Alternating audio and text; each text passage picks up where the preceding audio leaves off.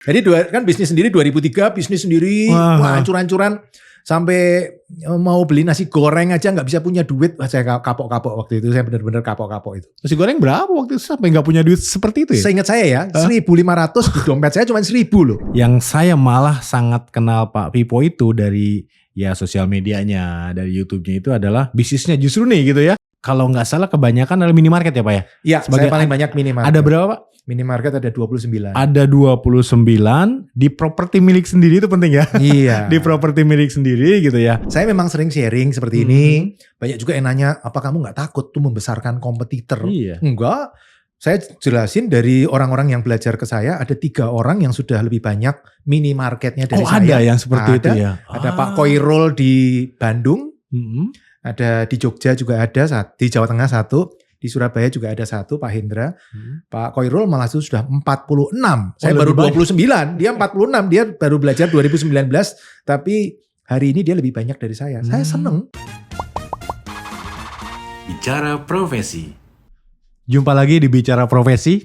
Saya kedatangan properti guru. Luar biasa ya. Karena saya belajar dari beliau. Mengikuti sudah cukup lama. Kita sambut saja dulu ya narasumber kita kali ini. Pak Pipo Hargianto. Oke, thank you Pak Dede. Hari ini saya diundang acara ini. Saya senang sekali bisa sharing-sharing seperti ini. Ya, saya juga luar biasa nih Pak Pipo mau mampir gitu ya. Thank you. Sekalian banyak yang ingin saya tanyakan tentang properti. Tapi sebenarnya tidak hanya properti, termasuk bisnis yang berhubungan dengan propertinya. Ini yang menarik Pak. Siap. Saya senang sharing-sharing seperti ini. Saya senang. Ya. Pak Pipo, kita awali dengan properti, di mana properti itu kan kalau kita mau akuisisi harus dibeli gitu ya. Modalnya besar gitu ya. Kita bicara modal dulu deh. Ya. Sebenarnya sumber-sumber modal kita, apalagi misalkan yang gaji UMR kah, yang mungkin gajian ya belum 2 digit gitu ya. Atau mungkin yang mungkin belasan juta pun itu kayaknya berat untuk mulai akuisisi properti. Ini sumber pendanaan dari mana nih kalau memang kita bisa ngambil properti boleh dibilang tanpa modal? Iya, sebenarnya memang asiknya properti itu adalah satu-satunya investasi yang bisa dengan modal sekecil-kecilnya. Memang kelihatannya, gede ya, 2 miliaran gitu. Tapi kalau kita ngerti caranya gimana kita cari modalnya orang lain, bahkan kita bisa membuat modal orang lain bekerja untuk kita, itu cuma ada di properti. Yang lain mana bisa bisnis investasi tanpa modal kayak properti. Properti, tapi prinsipnya gini. Kita beli properti pakai modal orang lain, tapi kita harus memastikan properti ini menghasilkan income yang lebih dari cukup untuk membiayai dirinya sendiri. Ketika itu terjadi, sama seperti yang saya lakukan selama ini dari 2008, itu beres. Nanti lama-lama selesai sendiri, ketika selesai propertinya jadi milik. Walaupun memang kita perlu waktu. Jadi kita mungkin kalahnya di waktu, tapi kita kan bisa pakai modal orang lain. Gitu ya. Nah, ada beberapa pilihan. Banyak banget. Banyak ya? Ya, okay. Bank salah satunya. Nah, tapi kalau teman-teman ngomong, aduh kalau bank nanti riba atau gimana? Lu kan ada bank syariah. Teman-teman bisa nyaman di situ, nggak apa-apa. Bank syariah di Indonesia gede-gede loh. Ada Bank Muamalat, ada BSI. Malah saya kerjasama sama BSI. Malah dikasih target sama BSI. Saya bilang, loh kok saya dikasih target? Dan bahkan bank pertama saya itu Bank BNI Syariah loh. Teman-teman. Oh justru syariah ngambilnya? Syariah. 2008 kalau saya sering cerita ke teman-teman, saya properti pertama itu dibantu bank, itu Bank Syariah loh. Waktu itu banknya bahkan masih belum spin off dari BNI, jadi masih unit usaha syariah alias UUS istilahnya. Nah kalau sekarang Bank BNI Syariah kan sudah merge jadi BSI. Makanya saya hubungan baik dengan BSI. Karena sudah terbentuk hubungannya dari 2008 sampai hari ini. Pada saat BNI masih UUS ya? Iya. Nah itu perbankan satu. Tapi di luar ini teman-teman, kalau misalnya teman-teman tetap nggak nyaman dengan perbankan, itu masih banyak sumber pembiayaan yang lain. Contoh kita bisa juga cari investor. Mungkin di keluarga kita, teman-teman kita. Ya kita bikin project properti tapi pakai uang investor. Kan bisa juga. Dan itu sudah saya lakukan. Jadi kalau saya cerita itu sebenarnya saya sudah lakukan. Sudah melakukan. Iya, teman-teman saya banyak yang bingung. Aduh, nabung nggak dapat apa-apa ini, kalah sama inflasi. Ya udah, kita invest bareng yuk. Sama-sama saya carikan project bisa. Bahkan yang terakhir, kebetulan bulan depan saya ada pembukaan satu toko roti franchise. Itu propertinya saya tidak pakai bank, saya tidak pakai investor. Nah, dari mana nih? Kita bisa nyicil ke penjual. Oh, enak banget kan nyicil ke penjual. Kalau bahasa Inggrisnya kan seller financing. Seller financing. Ya. Berarti langsung ke penjual ya. Penjual. Deal harga terus dicicil gitu ya. Cicil. Okay. Bisa dua, bisa ke developer, bisa ke perorangan. Waktu ke developer saya pernah, yang ini nanti memang program dari developernya 60 kali dicicil. Boleh.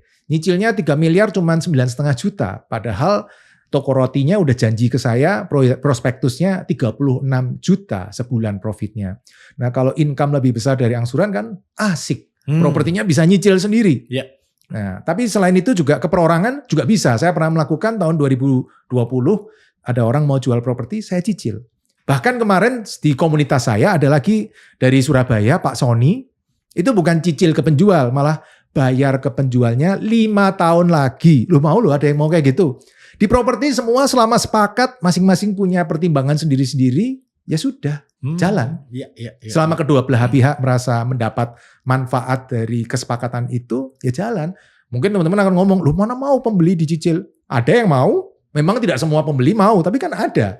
Kalau ada kan berarti bisa. Dan itu sudah saya lakukan berkali-kali. Apalagi reputasi kita bagus ya. Iya. Pasti dicari, makanya dijadiin marketing BSI ya. Nah, kuncinya sebenarnya kita cari penjual yang motivasinya tinggi. Motivasinya tinggi. Jadi dia memang pengen cepet-cepet jual. Kayak developer yang ini saya beli ini cicil 5 tahun kalau saya lihat ya. Saya nggak tahu kartunya dia ya. Tapi prediksi saya dia mau karena stoknya masih banyak. Stoknya masih banyak. Di kompleks itu, di deretan itu ada 6 yang dijual. 3 punya perorangan, 3 punya developer. Nah sebenarnya harga sama dengan yang developer dengan perorangan itu. Tapi karena developer nawarin 60 bulan dicicil, wah buat saya menarik.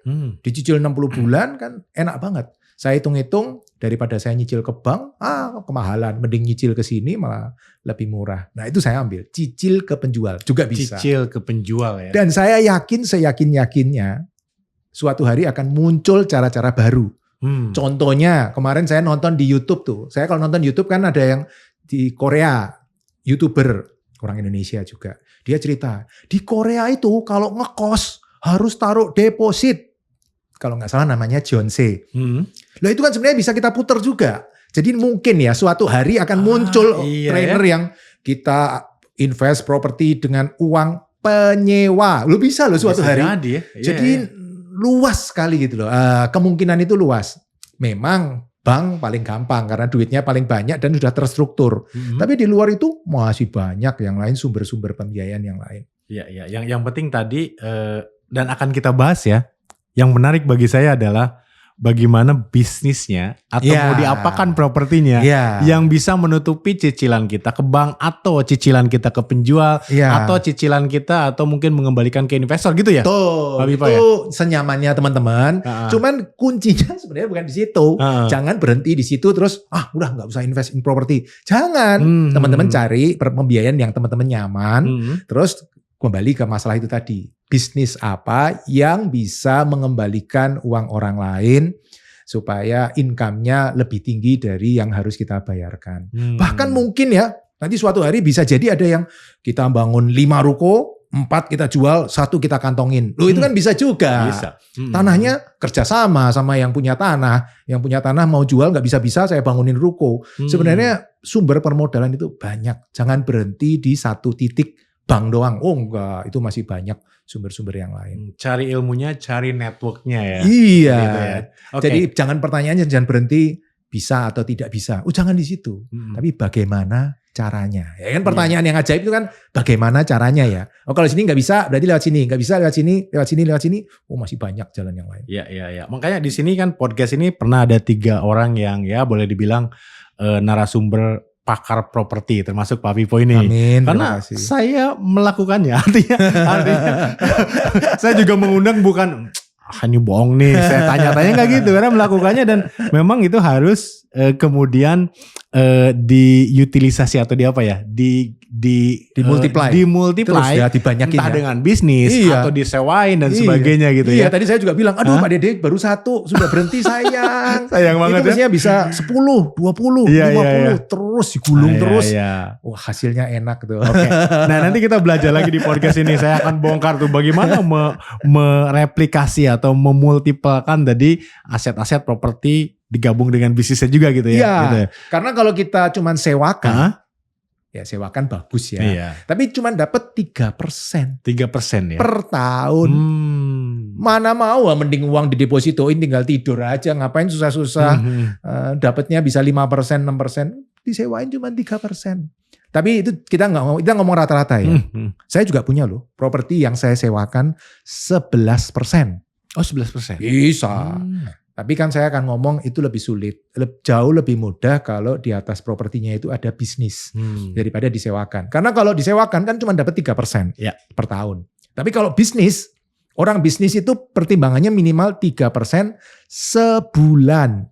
Jadi kalau setahun 36%. Ya tapi kan saya nggak pinter bisnis. Tadi saya juga cerita ke Pak Dede. Nggak bisa, saya nggak jago bisnis nih. Jadi saya lakukan kolaborasi. Kayak minimarket kolaborasi dengan pemilik merek yang besar-besar. Warteg juga kolaborasi. Kos juga dikelola operator. Bahkan ini minggu depan saya ada pembukaan di Bandung. Itu juga kolaborasi dengan merek besar.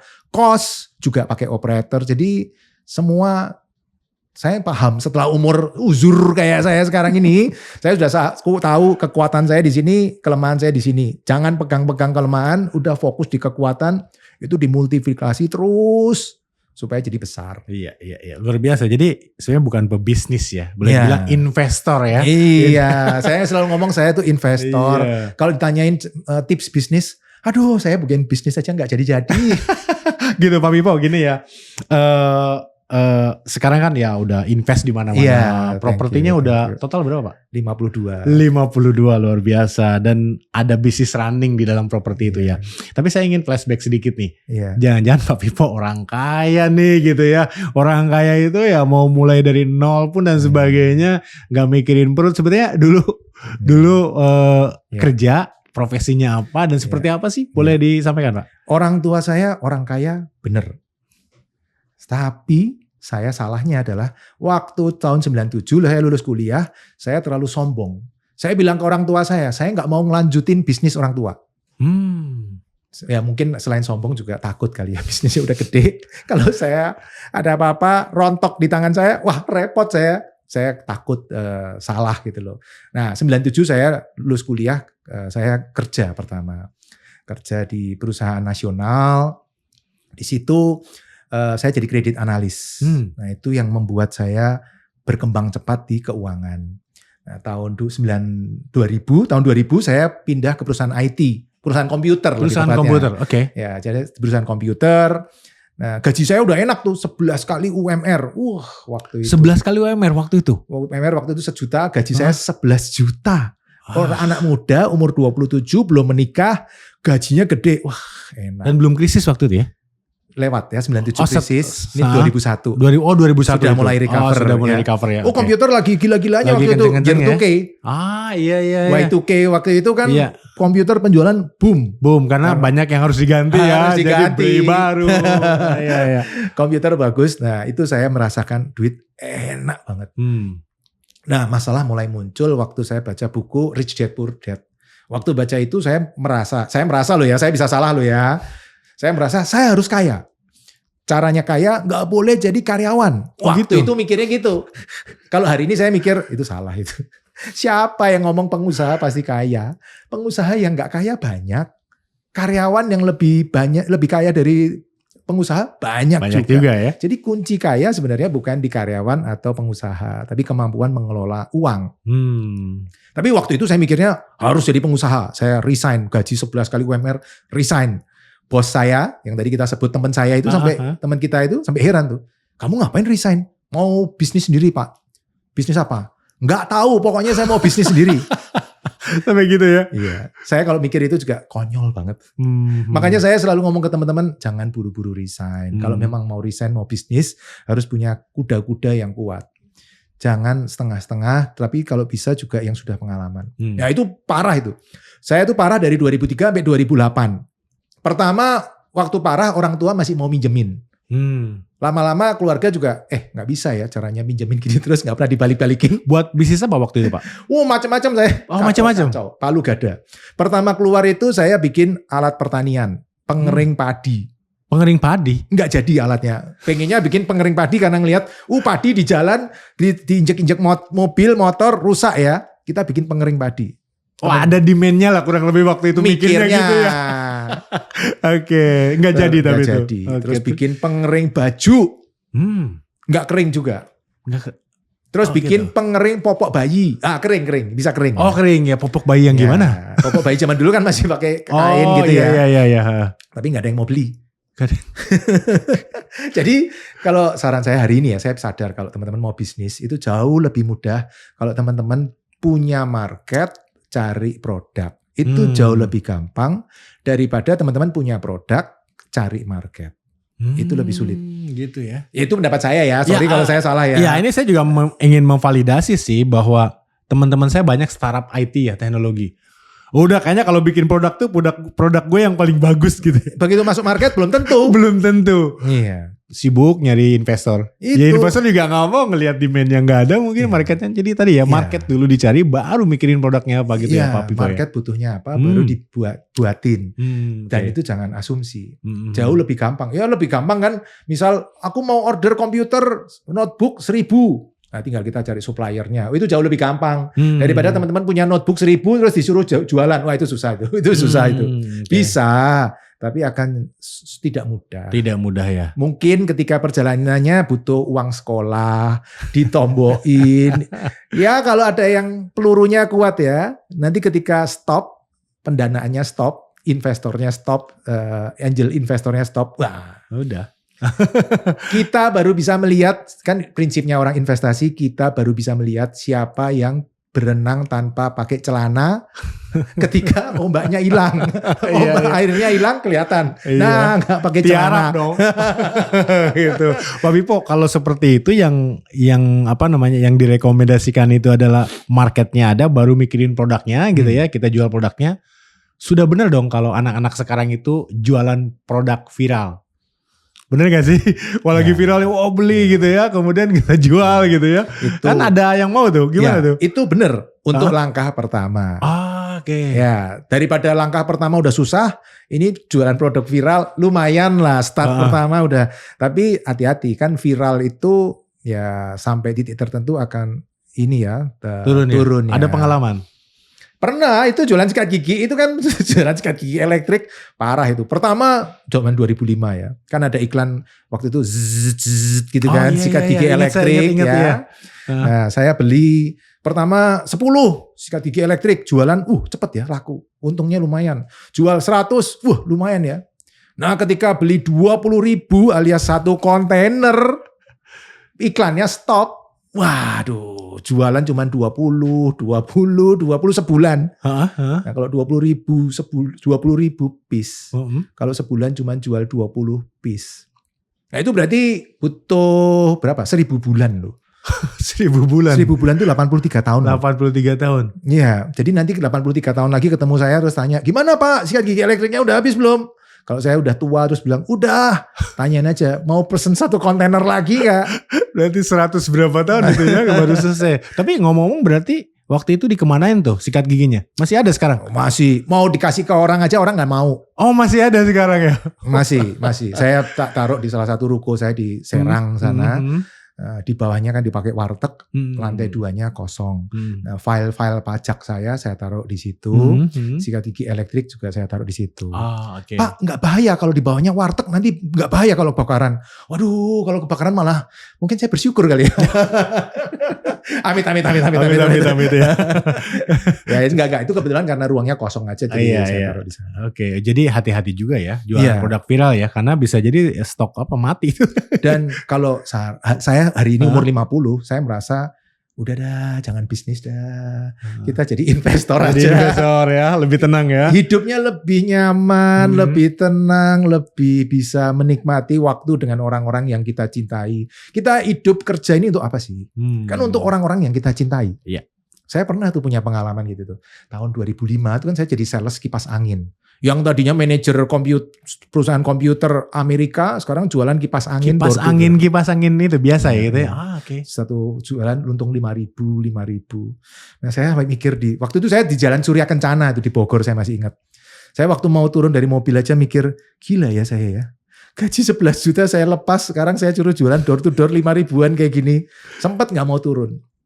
Tapi waktu itu saya mikir, kalau saya gak turun, nanti kalau saya punya keluarga gimana ya? Saya teringat, ya waktu itu naksir cewek lah ya.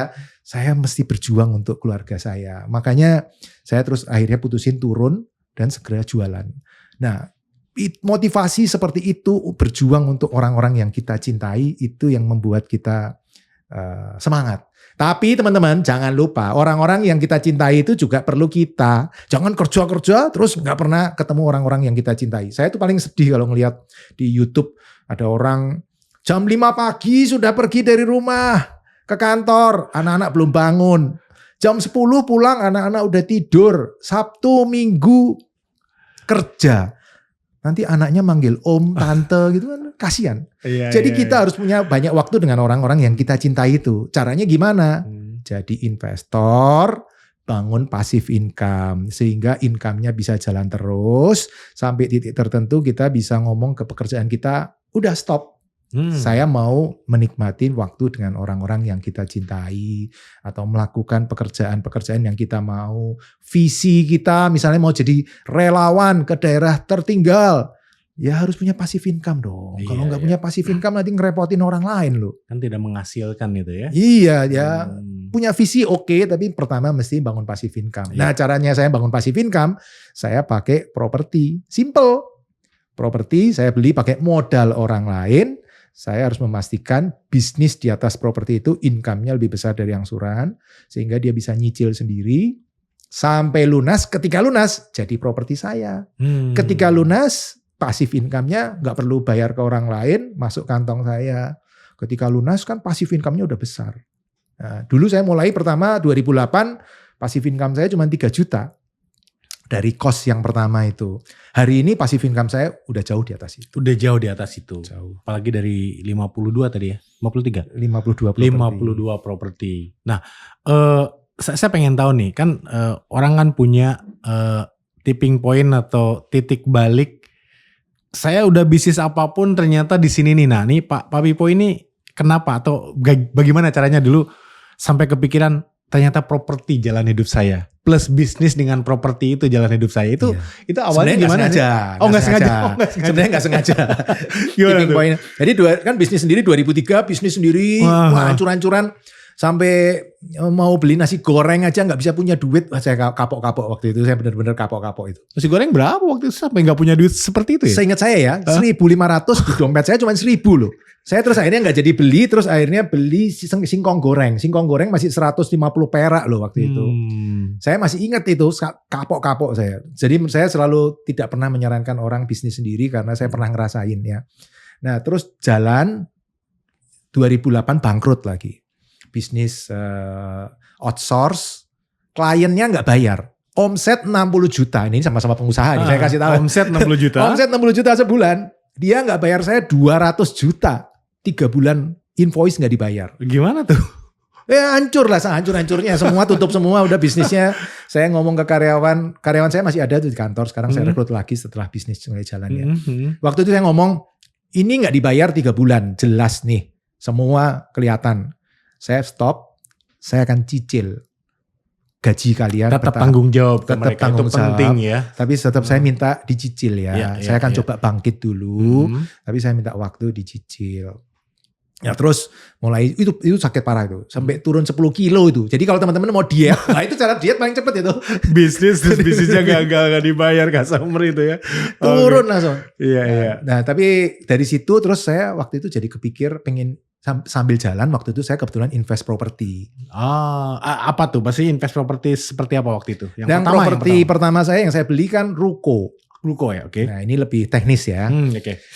Harganya 900 juta. Waktu itu saya mikir kalau disewakan, saya hitung-hitung cuman 50 juta setahun alias 4 juta sebulan. Oke. Nggak cukup itu untuk bayar angsuran, nggak cukup. Oh, berarti tetap harus nombok ya? Untuk Harus nombok.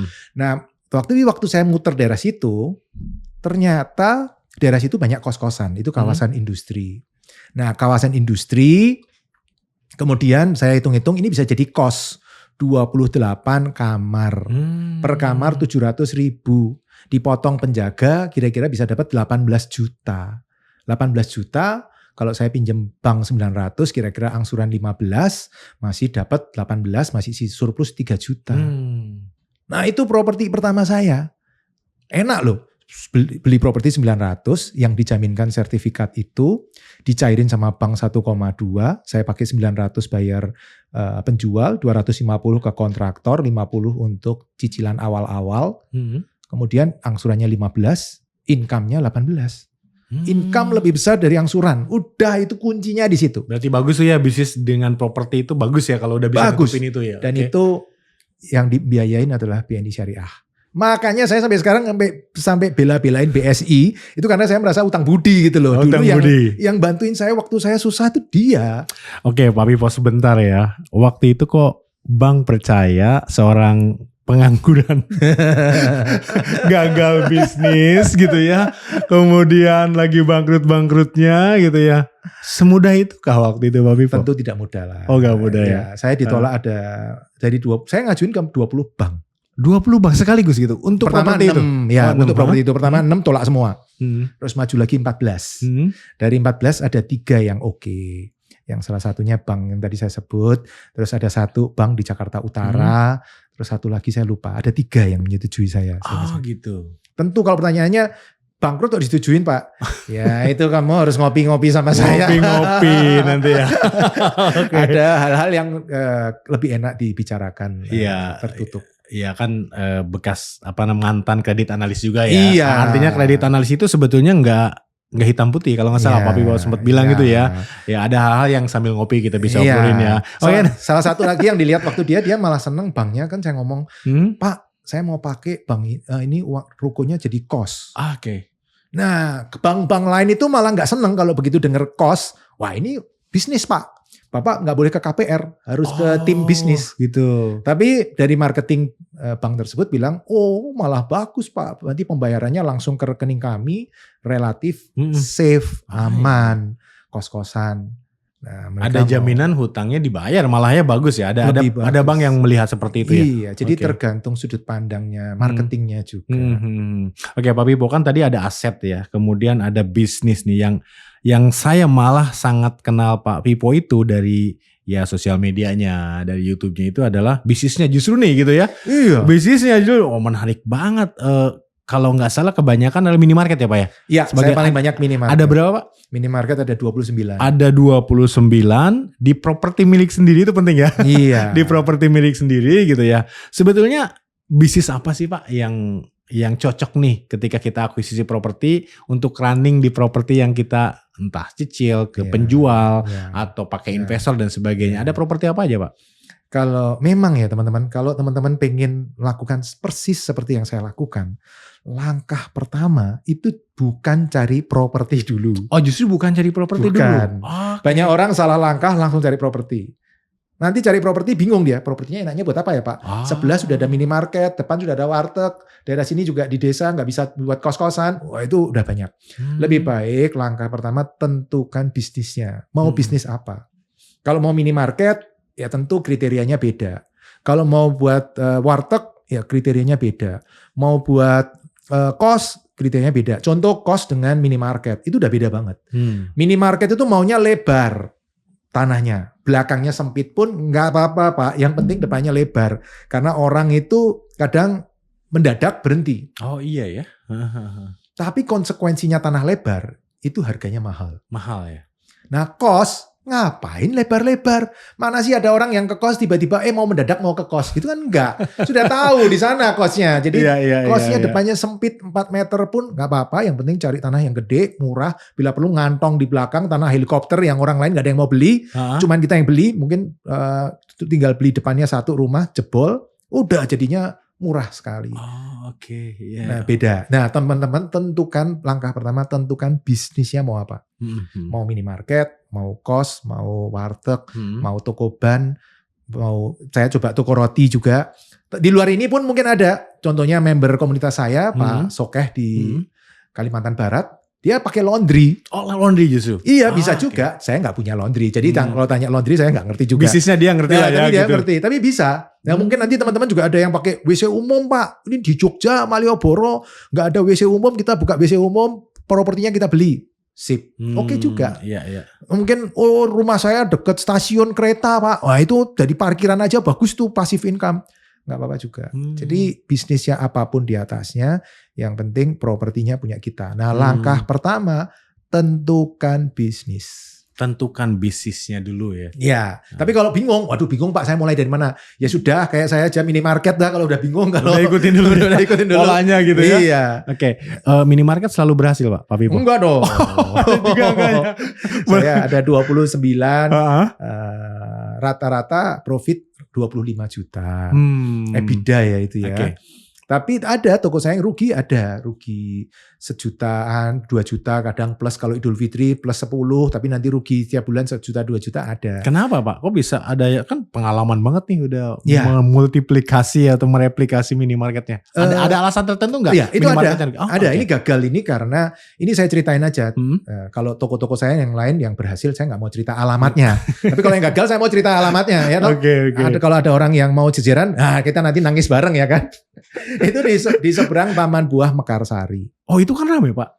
Rame, cuman tadinya itu kita ngincer orang yang mau masuk Taman Buah Mekarsari.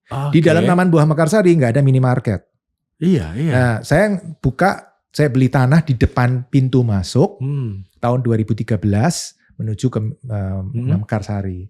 Seminggu sebelum saya buka pintunya Mekarsari pindah. Pindahnya juga ke arah Jakarta. Mending kalau pindahnya ke arah Jonggol.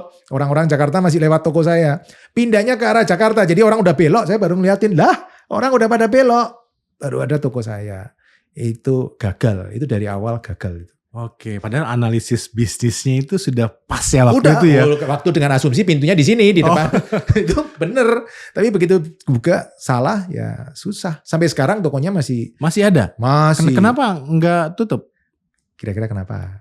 Kenapa ya? Karena harga propertinya naik terus. Oh, dulu beli 1,3 M. Sekarang 3 miliar. 3 miliar. Makanya itulah kenapa propertinya penting banget milik sendiri ya. Iya. Franchisor sih udah ngomong ke saya, Pak tutup itu nggak ada obatnya gitu. Tapi tetap saya pertahankan buka terus. Saya bilang nggak apa-apa lah, bertahan aja, coba lagi cara ini, coba cara ini. Sampai di tempatnya franchisor udah hafal. Toko itu ya sudah 10 tahun masuk toko siaga. Jadi toko yang jelek-jelek itu ada istilah toko siaga. Toko siaga. Di-meetingkan di setiap minggu. Ini kita sudah meeting 10 tahun gak keluar-keluar dari daftar siaga. Iya, oke. Jadi kalau bingung, yang penting adalah cari bisnisnya, baru pikirin properti yang cocok untuk bisnis itu gitu ya. Kalau bisnisnya sendiri nggak bisa jalanin, ya Pak Pipo kan bilang saya bukan bisnismen, nggak bisa jalanin bisnis. Carilah yang kolaborasi. Ya, sekarang udah bukan zaman kompetisi. Oh iya, kolaborasi ya. Kolaborasi. Nggak punya modal, cari kolab sama yang punya modal. Nggak punya properti, cari yang punya properti bila perlu ya. Kalau bisa, tapi ini kan memang fokus saya di sini. Tapi yang nggak bisa bisnis, ya kita gandengan atau franchise tadi ya. Tapi franchise juga hati-hati loh. Ya, saya pernah loh Pak, franchise kopi itu lagi viral tahun pertama itu kenceng banget. Saya buka gitu ya. Iya memang rukonya nyewa itu salah juga sih. Kemudian ngambil produknya harus dari dia, bahan bakunya gitu ya. Turun. Apa sih kriteria untuk cari franchise yang pas itu kok? Kayaknya baru 2 tahun viral, hilang Pak. Iya. Kalau ini pendapat saya, tapi saya bisa salah ya. Saya cuma sharing pengalaman saya. Kalau yang saya lihat, saya lebih suka franchise yang minimal sudah 5 tahun. Ya, karena pengalaman saya, bisnis itu di tahun pertama 90% rontok di tahun pertama. Jadi bisnis, kita bisa sering lihat kan, bisnis baru setahun, belum setahun tutup.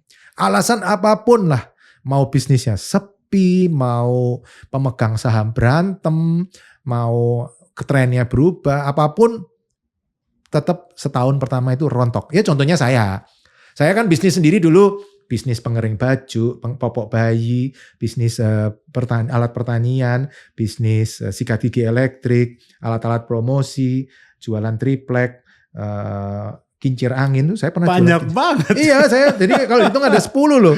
Jadi menurut saya carilah yang sudah minimal 5 tahun. 5 tahun ya. 5 tahun itu kalau orang kuliah kan sudah S2, ya minimal sudah lumayan lah. Kalau baru setahun, itu mah baru tren. Jangan cari yang tren. Saya paling benci kalau ada orang yang ngomong, ini bisnis baru tren nih. Kita carinya bukan yang tren, kita cari yang long term. Justru yang tren itu berbahaya. Berbahaya ya itu ya. Kalau long term kan kita butuhnya yang long term. Tapi ya tergantung strateginya juga. Ada juga orang yang nggak apa-apa kita manfaatin mumpung ini kita masuk kemudian kita jual.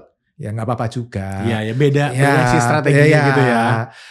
Tapi saya, bagi teman-teman yang cari franchise kan justru harus hati-hati ya. Iya. Nah, artinya kan ya yang baru itu karena gini ya Pak, saya setuju tadi. 5 tahun pertama itu bisnis itu tidak mudah loh Pak. Iya. Ujiannya luar biasa. udah 15 tahun nih. Pengalaman pribadi. Pengalaman banget. Saya makanya setuju dengan banyak konten Pak Pipo yang saya bilang, waduh ini bener banget sih. Karena 5 tahun pertama itu luar biasa sekali ujian itu gitu. Diuji itu tidak hanya dengan tidak ada uang, tidak ada pemasukan. Dengan banyak project pun kita diuji. Begitu banyak project tim rontok yang ngerjain siapa, betul sih. Jadi 5 tahun tadi salah satu guidance. Ntar sudah beres, tahu-tahu dari pihak lain ada yang lain-lain, ada pungutan liar, ada pajak, ada preman, ada ini, wah itu ya 5 tahun. Sekarang pun sebenarnya masih banyak masalah. Masih banyak ya. Cuman udah ngerti, ini mah solusinya ini, ini solusinya ini, sudah lebih ngerti. Bukan berarti tidak ada masalah, tetap ada masalah. Tetap masalah tetap ada. Tapi kita sudah lebih ngerti. Sudah matang lah ya. Proses internal sudah jalan, established, tidak dikit-dikit kita kan seperti itu ya. Iya. Gitu ya. Nah, terus franchise juga tadi saya tambahin selain 5 tahun, kita juga mesti ngelihat yang sudah pernah partneran sama dia, yang berhasil kayak apa, yang gagal kayak apa. Jangan cuma ngelihat yang berhasil. Oh perlu kita cari tahu juga ya. Yang gagal kenapa? Jangan-jangan orangnya udah 5 tahun tapi dia partneran gak pernah komit dia. Wah itu repot itu. Kan kita mau franchise mesti hubungan jangka panjang. Orangnya juga mesti ngerti etika bisnis. Ya itu kan penting. Nah orangnya bohong enggak. Jangan-jangan prospektusnya wah profit semua. Begitu buka rugi semua itu kan repot kita. Jadi meskipun propertinya punya kita aman gitu ya. Tapi kalau bisnisnya ini boncos juga. Aduh kan untuk nutupin tadi kalau kita nyicil ke penjual atau ke pihak ketiga bank atau dari investor. Dari bisnis ini justru ya. Iya, boncos kan malah kita harus nombokin luar biasa itu bahaya itu. Salah satu cara supaya kita tahu orang ini bohong atau enggak. Kalau yang saya terapin, saya sering bertanya. Kadang pertanyaannya berulang-ulang. Nah, orang bohong itu nggak bisa mengingat bohongnya. Bohong itu susah loh. Jangan dipikir bohong itu gampang loh. Orang itu nginget kemarin bohong apa ya? Itu susah itu. Oh iya. Mungkin sehari masih bisa. 3 hari, 5 hari, 7 hari, sebulan. Tanyain lagi diulang-ulang. Dia masih jawabannya sama nggak? Atau mungkin dari sisi yang sini kita tanya, sisi sini. Kalau orang jujur jawabannya akan selalu konsisten. Tapi kalau orang bohong, jawabannya muter-muter, beda-beda. Nah ini mah bohong lah. Karena kebohongan itu dibuat kan ya untuk disampaikan. Bukan fakta. Bukan fakta. Jadi itu susah diingat. Dulu tuh strateginya apa untuk bohong sama orang gitu ya. Ya betul juga sih gitu. Pak Pipo kan sering ya di podcastnya di sini juga termasuk sharing dengan kita. Atau bahkan sharing dengan ngopi-ngopi di traktir kopi Pak Pipo entah seminar atau training apapun gitu ya Pak ya. Pak enggak khawatir ada kompetitor, malah pergerakan investasi Pak Pipo ini makin sempit nih. Ngincer yang ini ternyata udah duluan orang lain. Seperti apa sih Pak? Saya memang sering sharing seperti ini. Banyak juga yang nanya, apa kamu gak takut tuh membesarkan kompetitor? Enggak. Saya jelasin dari orang-orang yang belajar ke saya, ada 3 orang yang sudah lebih banyak minimarketnya dari saya. Ada yang seperti itu ya? Ada Pak Koirul di Bandung. Ada di Jogja juga ada, di Jawa Tengah 1. Di Surabaya juga ada 1, Pak Hendra. Pak Koirul malah sudah 46. Saya baru 29, dia 46. Dia baru belajar 2019, tapi hari ini dia lebih banyak dari saya. Saya seneng. Gitu ya. Tapi saya selalu ngomong ke mereka, tolong, saya cuma minta satu. Jangan buka minimarket di sebelah minimarket saya. Itu namanya jeruk makan jeruk kalau itu. Ya. Dan ngerepotin gue lah. Iya. Sama-sama repot ya. Itu sharing customer juga. Iya. Makanya saya kan nggak pernah cerita alamat properti saya. Gitu. Terutama yang bagus ya. Kalau yang jelek saya ceritain. Nangis bareng. Nangis bareng nanti.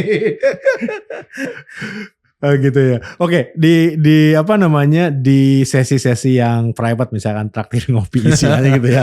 Harus seminar apa itu kan hal-hal yang mungkin strategi dan sebagainya dibongkar di sana Pak ya. Ya. Supaya kita bisa melakukannya juga gitu ya. Iya. Oke. Ya, nanti kan kalau saya sering ngajar kan cara menemukan propertinya. Simpelnya tuh gini loh teman-teman. Ketika teman-teman lihat properti, jangan emosional. Pertama itu, kepala dingin, emosional, hitung. Apakah income-nya akan lebih besar dari angsuran? Udah itu dulu. Kalau itu dapat, baru kita pikirin mau pembiayaannya dari mana, caranya gimana, itu nanti. Yang penting pertama properti income lebih besar dari angsuran. Kalau sudah ketemu itu, nah baru kita pikirin yang lain. Nah, kurang lebih di Indonesia properti itu angsurannya kira-kira 1% per bulan. 1% per bulan ya? Ya, jadi kalau ada properti yang income-nya di bawah 1%, nah, saya tidak terlalu tertarik. Nah, mungkin teman-teman ngomong, lu kan belum ditawar Pak propertinya. Kalau kita ditawar nanti bisa turun modalnya sehingga walaupun income-nya tetap persentasenya jadi naik. Ngapain susah-susah nyari? Udah cari dulu yang income yang di atas 1%, baru kita tawar lagi.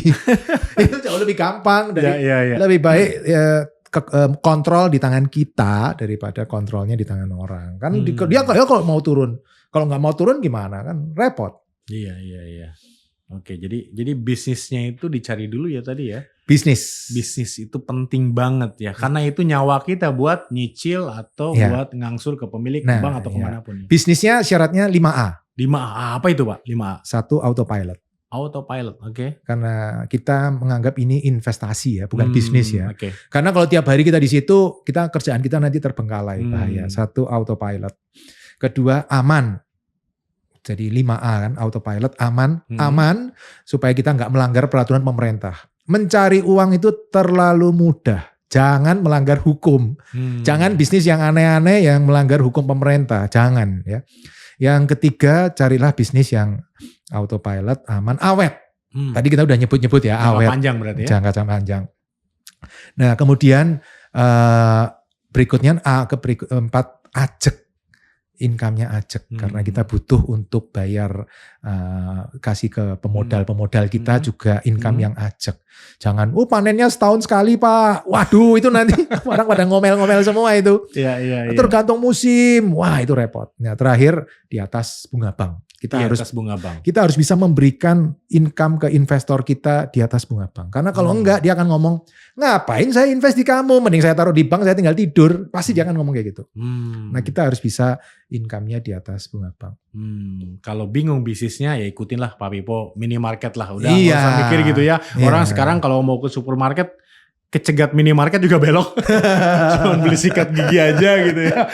Minimarket ini masing-masing punya kelebihan ya. Yang saya lakukan itu minimarket, warteg itu masing-masing punya kelebihan. Minimarket itu kelebihannya bisa di mana aja di seluruh Indonesia. Hampir 90% wilayah di Indonesia bisa.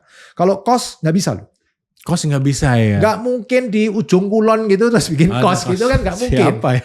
Siapa yang mau nginep di situ? Kos itu bisanya di kota dan pinggir kota. Itu masih bisa. Nah warteg Pak. Warteg itu bagusnya di perkotaan. Di desa susah juga. Jadi yang bisa di desa itu minimarket. Minimarket itu menyeluruh. Tapi minimarket juga ada kekurangannya. Minimarket itu problemnya adalah biaya operasionalnya gede. Oh iya. Karena pakai AC, listrik, kemudian karyawannya UMR, nggak boleh di bawah UMR. Mereka sangat strict dengan peraturan. Nggak boleh kalau minimarket udah jelas ya. Apalagi franchise dari perusahaan besar ya, minimarket besar. Oke. Makanya kalau teman-teman mau mulai minimarket, saran saya nih, cari satu tanah yang murah. Karena dengan tanah yang murah, modalnya rendah. Nggak perlu terlalu besar modalnya. Tanah gitu yang murah. Kedua, cari yang daerah yang UMR-nya murah. Supaya biaya operasionalnya rendah, gampang profit. Kalau di daerah yang UMR-nya tinggi, Jakarta, tengah kota, Jakarta Pusat, tanahnya mahal, UMR berat. Wah, itu berat banget itu. Bisa, tapi resiko tinggi kalau pendapat saya. Tapi lebih gampang cari daerah UMR murah, tanah murah, kemudian cover areanya luas. Satu lagi izinnya terbatas. Izin terbatas tuh apa maksudnya? Beberapa minimarket masalahnya tuh izin. Ada yang daerah sini boleh, sini nggak boleh, sini boleh, sini nggak boleh.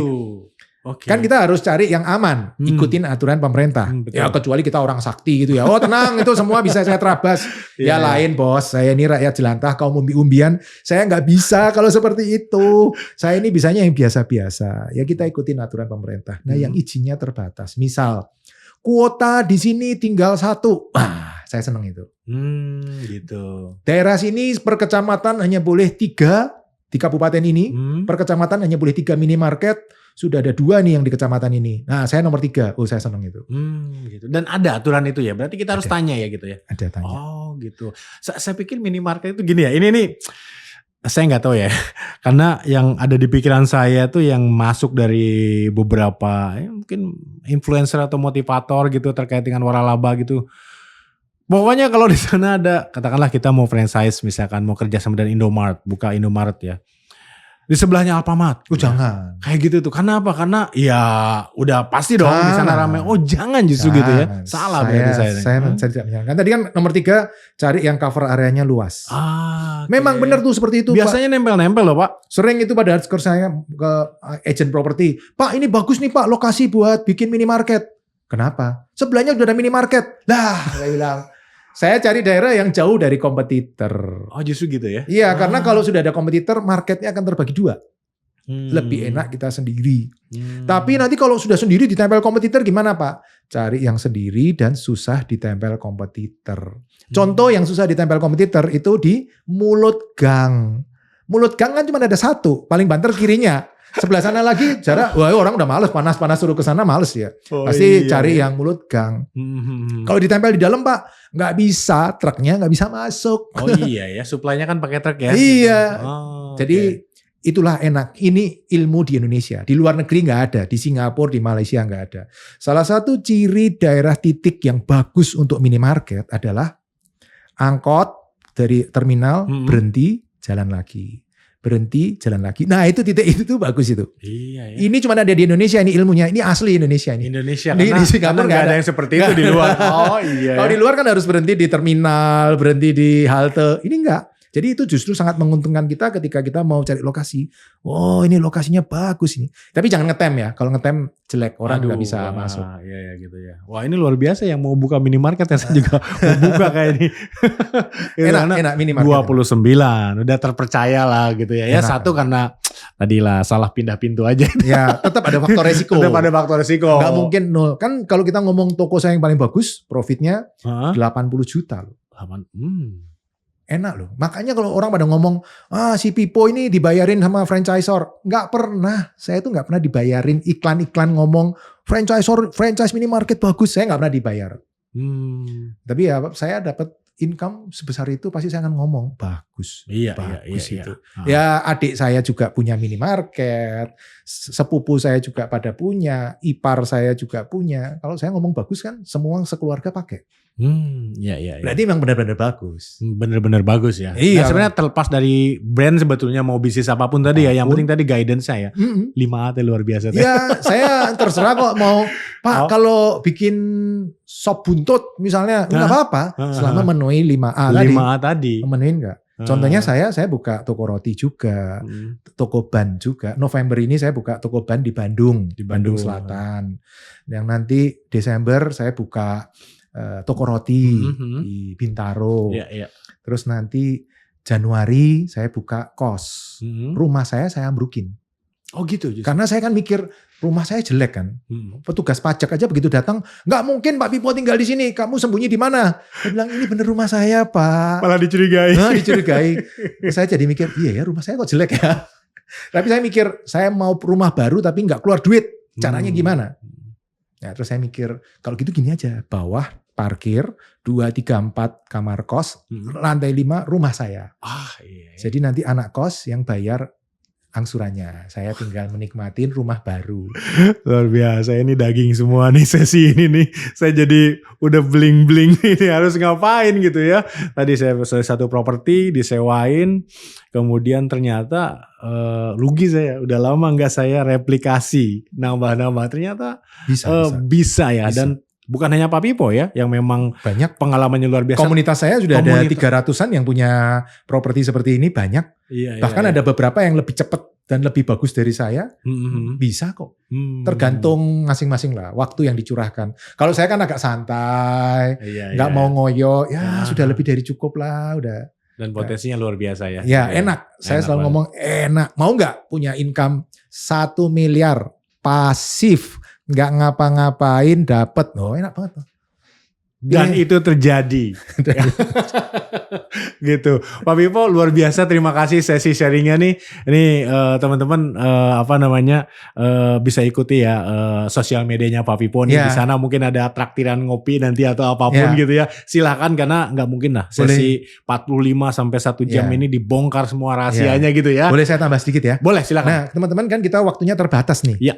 Nah kalau teman-teman pengen ikut, saya ada seminar gratis. Oke. Oh gratis ya? Gratis. Wah, khusus buat membernya Pak Dede, gratis. Nanti silahkan hubungi 0812 2669 2996. Nanti kita ngobrol di situ, mungkin lebih panjang, kita juga bisa tanya jawab di situ. Saya siapkan waktu, nanti silahkan hubungi nomor itu ke tim IO saya.